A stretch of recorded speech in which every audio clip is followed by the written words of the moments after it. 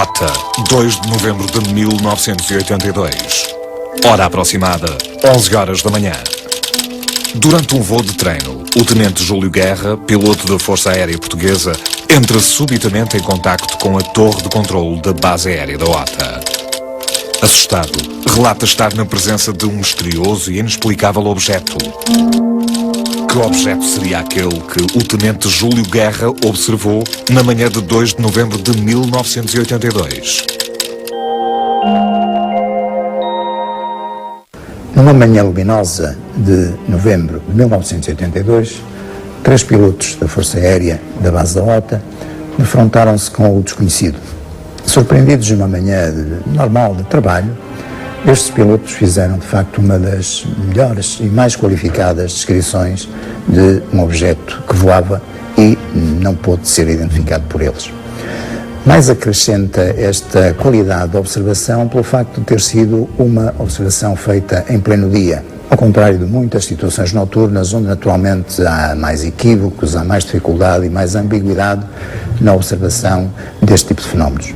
Vamos ver então o que se passou nessa manhã.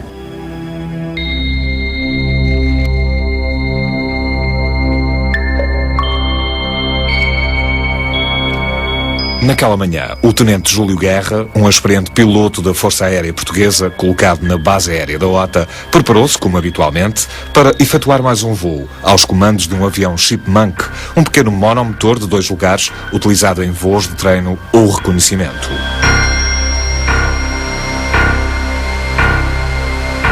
Apesar de ser outono, o dia estava magnífico e a visibilidade aérea era excelente.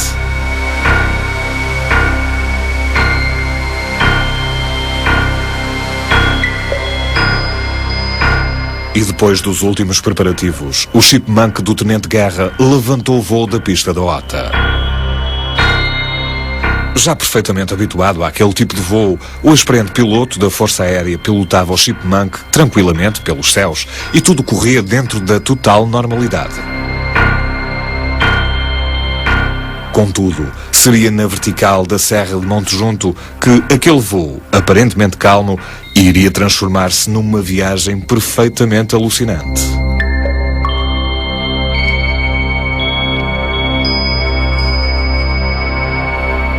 Ao sobrevoar aquela zona, o piloto avistou um objeto bastante brilhante, a que inicialmente associou a uma outra aeronave e que estaria a voar muito próximo do solo.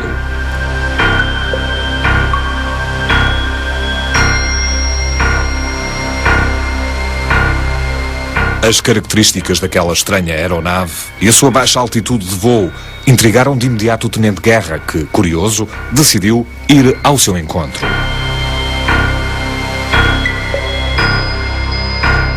Mas pouco tempo depois, algo completamente inesperado aconteceu.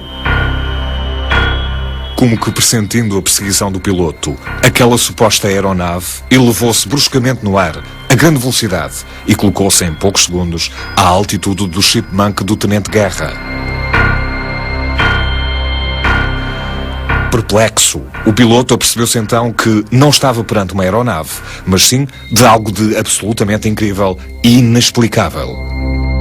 A uma curta distância do seu avião, pairava um misterioso objeto voador com cerca de 2 metros de diâmetro, semelhante a uma bolha de mercúrio, sem asas, cauda ou um qualquer sistema de propulsão visível.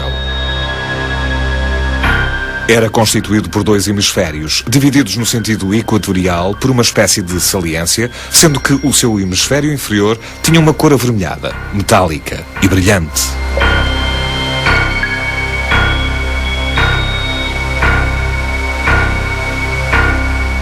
De repente, o insólito objeto começou a descrever largos círculos elípticos à volta do Chipmunk do piloto, obrigando-o a fazer curvas mais apertadas para não o perder de vista. O Tenente Guerra apercebeu-se então de que, enquanto o seu Chipmunk à velocidade de 170 km/h levava cerca de meio minuto a efetuar um círculo apertado, o engenho desconhecido levava sensivelmente meio minuto a descrever uma volta com o diâmetro aproximado de 7 km e um perímetro na ordem dos 21 km. Através de um pequeno cálculo, o piloto concluiu que aquele objeto se estava a deslocar à fantástica velocidade de 2.500 km/h.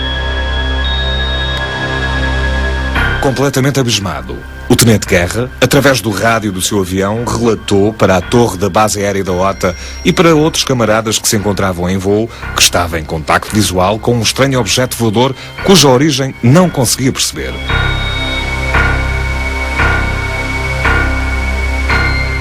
O seu relato foi inicialmente tomado como uma brincadeira pela maioria dos seus camaradas, que, como resposta, lhe dirigiram alguns gracejos. Mas a insistência do piloto Guerra despertou a curiosidade de dois outros pilotos, os alferes Carlos Garcês e António Gomes, que se encontravam em voo ali perto, aos comandos de uma outra aeronave, e que decidiram ir ao encontro do avião do tenente.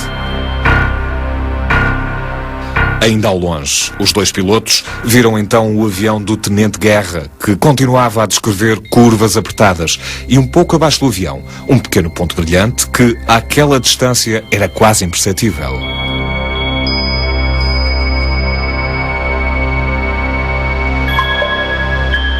No entanto, ao aproximarem-se, puderam confirmar a veracidade dos relatos do piloto Guerra. Na realidade, o que ao longe parecia ser um pequeno ponto brilhante, ao perto era um misterioso objeto voador de cor metalizada, com a forma de uma bolha de mercúrio. O alfer Garcês entrou imediatamente em contacto com a base, confirmando os relatos do piloto Guerra e descrevendo novamente aquele singular objeto voador.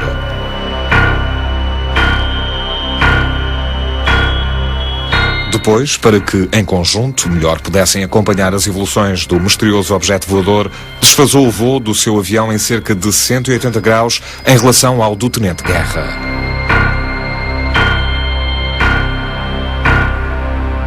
Contudo, e fazendo mais um movimento inesperado, o objeto voador mudou de direção e passou rapidamente por entre os dois aviões. E nesse momento, os pilotos puderam confirmar a sua estranha natureza e as suas reais dimensões. O objeto voador abandonou então as suas evoluções externas, posicionou-se entre os dois aviões e, deslocando-se no mesmo sentido, passou a efetuar evoluções internas aos círculos por eles descritos.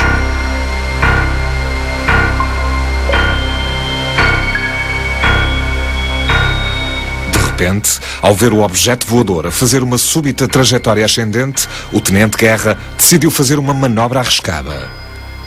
Ia tentar interceptá-lo.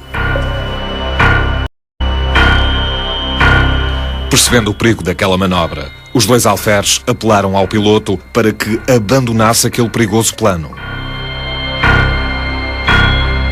Porém, o temerário piloto manteve a sua decisão e dirigiu o seu avião em direção ao pequeno objeto voador.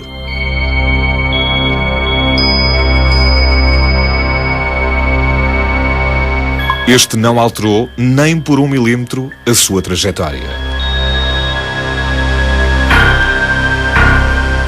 As duas aeronaves ficaram então em rota de colisão iminente. Mas no último momento, quando a colisão parecia ser inevitável, sem reduzir a sua velocidade e através de uma brusca manobra evasiva, o pequeno objeto voador desviou-se rapidamente do avião, evitando assim um terrível embate.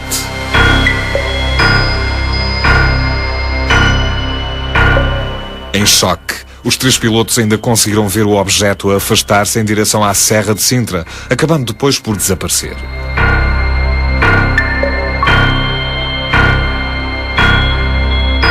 Tendo terminado aquela incrível aventura, os dois aviões regressaram à base da OTA, onde aterraram sem qualquer problema por volta das 11h45.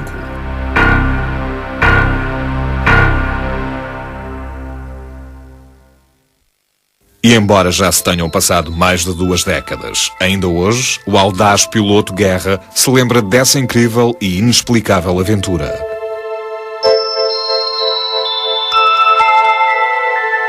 O dia 2 de novembro de 1972 não foi nenhum dia especial, foi um dia normal da vida, portanto, no piloto na esquadra. Eu na esquadra de 101 de Chipmunk tinha que fazer os meus voos de treino e nesse dia estava a preparar para fazer um voo de treino de acrobacia.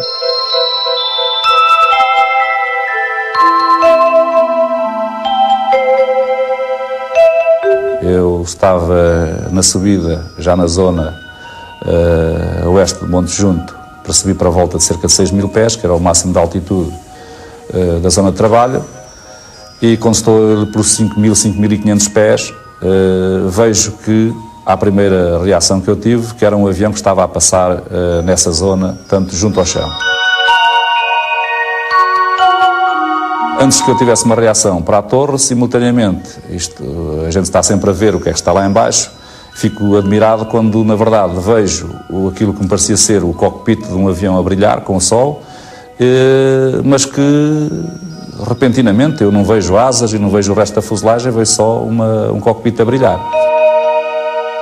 Voltei imediatamente o avião para cima desse suposto avião, que, na verdade, cheguei à conclusão que não era avião. Quando acabo de fazer a volta a 180 graus para sul, que era o trajeto desse suposto avião, que não seria avião, esse objeto fica à minha altitude. Para os meios aéreos que eu conhecia, isto era impossível.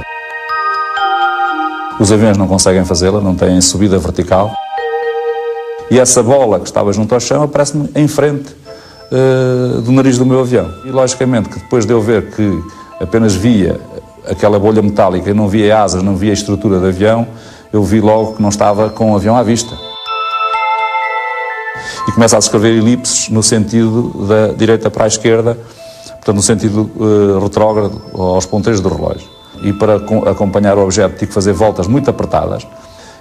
E logo que começo a ver o objeto a descrever aquelas elipses, que vejo que há qualquer coisa que controla o objeto ou que ele tem um movimento mais ou menos controlado, eu liguei na frequência para a Torre da OTA e informei a Torre da OTA que estava com um objeto, eu disse um objeto esquisito à minha frente.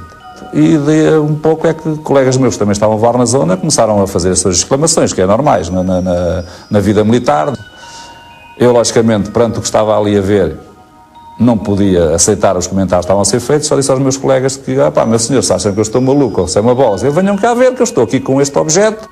E aí é que surgiu o meu colega, o Garcês, e o Gomes, que estavam num voo de treino noutra zona, mais próximo de mim. Resolvemos ir ver o que se passava. Como sabíamos a posição geográfica de cada um de nós, não é? Fomos ter à área onde ele estava e foi aí que nos deparámos com o que estava de facto a acontecer. Não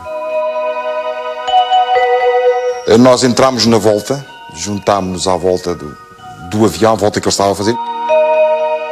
Num momento em que houve uma das passagens que o objeto fez, em que eu fiquei dentro da trajetória do objeto, o objeto fica chapado, como projetado no meu avião. E aí deu-nos a noção de que realmente estava ali e que teria uns 2,5 metros, 3 de diâmetro, não teria mais, isto julgando pela envergadura que nós conhecemos do avião, a distância que estávamos uns dos outros, fazendo uma ligeira comparação. Então eu pensei aproximar-me o mais possível do objeto. Tentei ir fazer a interseção, mas quando entro a fazer essa manobra de interseção, fiquei espantadíssimo. O Júlio Guerra tentou interceptá-lo, atirou o avião para cima dele. Ele fez uma travagem aerodinâmica por ele. Ele não bateu no meu avião porque ele é que fez essa manobra. Porque eu fiquei completamente como anestesiado, parado, não tive reação capaz à velocidade que o objeto vinha para cima de mim. Depois de ganhar outra vez inércia e de voltar a controlar-se a ele próprio, ou de ficar estável no ar, ele desapareceu, portanto, voando para sudoeste, para a zona de Sintra.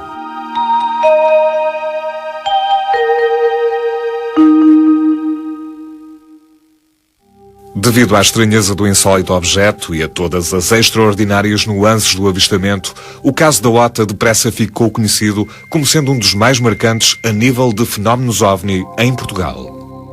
Sendo assim, muitos foram aqueles que o quiseram investigar de uma forma mais aprofundada, como foi o caso do STEC, Centro Transdisciplinar dos Estudos da Consciência.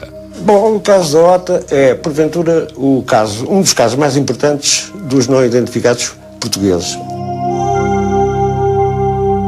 A nossa organização foi contactada para investigar no terreno realmente o que se tinha passado relativamente à observação desses 3 pilotos. Vamos fazer o melhor que pudermos. Normalmente fazemos o que é lógico fazer-se, que é falar com as pessoas, deixá-las falar. Fomos à OTA para entrevistar os pilotos. Depois preenchem os tais inquéritos. Eles já tinham preenchido o inquérito preliminar, que era um inquérito mais simples, depois preencheram um inquérito mais específico. As aeronaves envolvidas, os chipmunks, foram revistos, mal aterraram. Eles aterraram muito pouco tempo depois desta situação. Eles foram imediatamente revistos, não houve nenhuma anomalia, não se detectou nada. O certo é que tanto a forma do objeto como a sua performance durante o avistamento são bastante peculiares e, nos parâmetros da ciência atual, impossíveis de catalogar. Nós temos aqui um conjunto de fenómenos que não cabem na paramétrica, no quadro explicativo dos conhecimentos atuais, nomeadamente da física. As viragens súbitas, brutas, que realmente são reportadas, implicam acelerações que, realmente, a serem produzidas com materiais que nós conhecemos à superfície da Terra, não seriam suportadas por esses materiais. De facto, naquele dia nós vimos algo que, à luz dos nossos conhecimentos, que a gente sabe de física, de aerodinâmica, aquilo por simplesmente não pode voar. Não existe. Um avião a jato poderia perfeitamente ter aquela velocidade. No entanto, as acelerações que eles relatam ou que eles conseguem derivar através do movimento da aeronave são muito grandes e são provavelmente grandes demais para serem suportadas por um ser humano. As dúvidas adensam-se, as suposições também. Mas o que quer que fosse aquele objeto, o certo é que este realmente passou pelos céus da Serra de Monte Junto e foi avistado por 3 pilotos da Força Aérea, profissionais, com inquestionável credibilidade, merecedores de toda a confiança. Acho que o ponto mais interessante deste caso da OTA é o facto de ele ter sido relatado por 3 pilotos da Força Aérea com muita experiência na avaliação de velocidades, na avaliação de performance. E um tipo de profissional que realmente oferece um máximo de credibilidade é o piloto de linhas aéreas, seja ele de civil, seja ele militar. As observações feitas por pilotos, quer da Força Aérea, quer da Aviação Civil, à partida são ou têm um índice de credibilidade bastante grande, porque são pessoas que têm que estar fisicamente e psicologicamente bem, equilibradas, são pessoas que conhecem o meio onde passam a vida, portanto, conhecem o céu, quer de diurno, quer de noturno, estão habituadas a saber a configuração das várias aeronaves possíveis e imaginárias. Portanto, são pessoas que estão treinadas, que sabem, estão no seu meio. Contudo, até hoje ainda ninguém conseguiu encontrar uma hipótese lógica que realmente consiga decifrar o enigma. O que seria, afinal, aquele insólito objeto? Podemos especular, podia ser uma aeronave que estava em testes, uma aeronave que estava em testes ao abrigo, por exemplo, de algum programa militar da NATO ou uma coisa desse género, e naquela altura ou sofreu alguma avaria ou sofreu algum erro de navegação, ou enfim, mas isto são tudo especulações. Sim, existem aeronaves, fundamentalmente americanas, mas ainda são aeronaves que, pelo menos no domínio público, são consideradas experimentais, que têm a capacidade para descolar numa pista, perfeitamente autónomas, fazer uma missão, ou seja, percorrer vários pontos, chamados waypoints, tirar fotografias, fazer medições, em alguns casos até, no caso de aeronaves de ataque, inclusive atacar um alvo. O que era um artefacto. Isso era. Que alguém construiu aquilo. Não há dúvida, que não nasceu, não é natural. Aquilo é artificial. E que mostrou, entre comas, inteligência, mostrou na altura em que ele se desviou de uma colisão que estava iminente.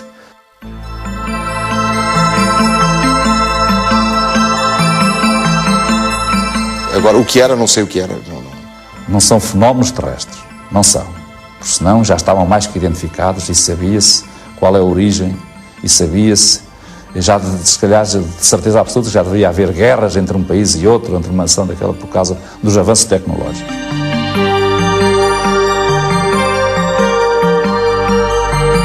Por ainda não existir nenhuma conclusão sólida e explicativa que permita finalmente uma correta classificação daquele extraordinário objeto, o caso da OTA continua até hoje a ser investigado. Este caso não está encerrado, o caso da OTA não encerrou, está apenas em stand-by. É um objeto voador não identificado. Eu não consigo identificar aquele objeto como que seja uma aeronave ou qualquer tipo, chamando aeronave a todo objeto ou máquina que se move no ar, que eu conhecesse, nem nunca tivesse visto. Nunca tinha visto uma coisa daquelas. Se eu tivesse alguma dúvida de que há coisas que realmente nós não sabemos explicar, talvez naquele dia as tenha apagado de vez. Mas é um caso não identificado. Este é realmente um não identificado. Da análise deste caso ficam sobretudo duas incógnitas. A primeira tem a ver com as motivações e naturalmente com a natureza daquele objeto voador naquele dia, naquele local. Depois interrogarmos sobre se seria viável a existência de uma tecnologia à época que pudesse exatamente reproduzir as performances e as capacidades descritas pelos pilotos. De qualquer modo fica em registro a extraordinária capacidade perceptiva dos pilotos militares, fazendo com que este caso, de facto, fique integrado no lote dos casos mais significativos e mais interessantes do repertório internacional.